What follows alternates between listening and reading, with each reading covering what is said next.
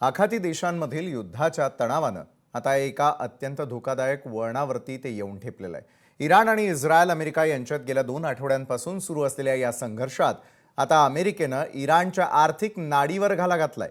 American सैन्यानं इराणच्या Kharg बेटावरती आतापर्यंतचा सर्वात शक्तिशाली बॉम्ब हल्ला केलेला असून तेथील सर्व लष्करी तळ उद्ध्वस्त केल्याचा दावा अमेरिकेचे अध्यक्ष डोनाल्ड ट्रम्प यांनी केलेला आहे।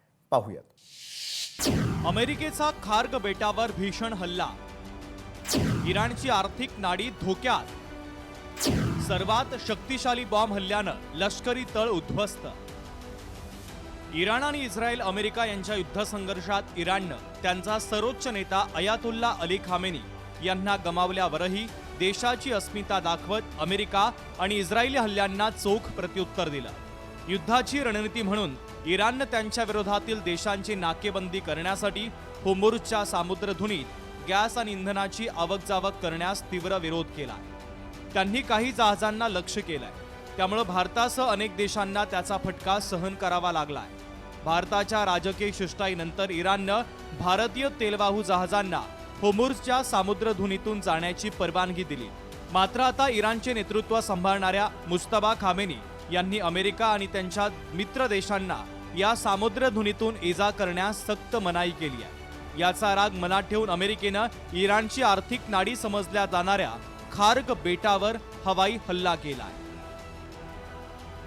अमेरिकेनं सध्या खार्ग बेटावरील तेल कंपन्यांच्या पायाभूत सुविधांना धक्का लावलेला नाही, परंतु जर इराणनं होर्मुझच्या सामुद्रधुनीतून जाणाऱ्या अमेरिका आणि मित्र राष्ट्रांच्या जहाजांच्या मार्गात कोणताही अडथळा आणला तर तेल विहिरी आणि रिफायनरी नष्ट करण्यास ते मागे पुढे पाहणार नाहीत, असा गंभीर इशारा राष्ट्राध्यक्ष डोनाल्ड ट्रम्प यांनी दिला आहे। इराणच्या खार्ग बेटाचं महत्त्व नेमकं काय आहे ते आधी आपण समजून घेऊया।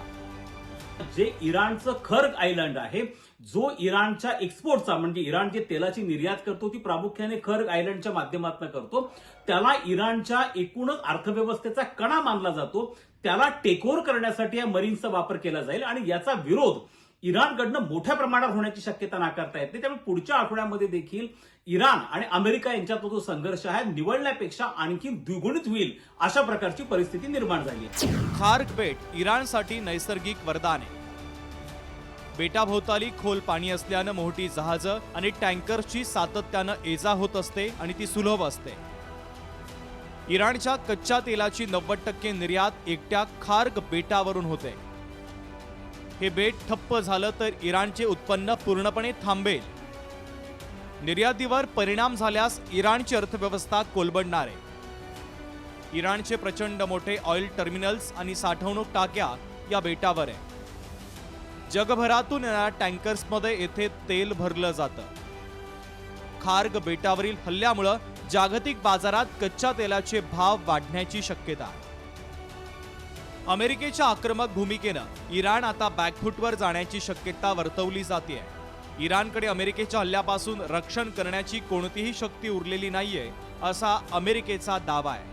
आता संपूर्ण जगाचं लक्ष होर्मुझच्या सामुद्रधुनीकडे लागलंय। तिथून होणारा व्यापार विस्कळीत झाला तर हे युद्ध जागतिक आर्थिक संकटाचं एक मोठं कारण बनू शकतं। ब्युरो रिपोर्ट, लोकशाही मराठी, मुंबई।